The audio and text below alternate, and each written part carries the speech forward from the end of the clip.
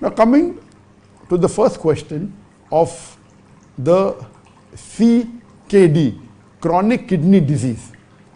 Now for chronic kidney disease, as a policy, it is high risk and very high risk to fast. General statement.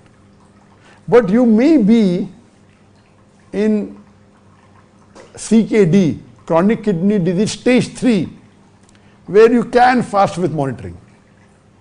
Maybe you have to test your levels and see to it that the plasma creatinine doesn't go more than 30% above the base level, and you see to it that you keep on measuring your weight, and they should not be increased of more than 2 kilos in a span of a couple of days.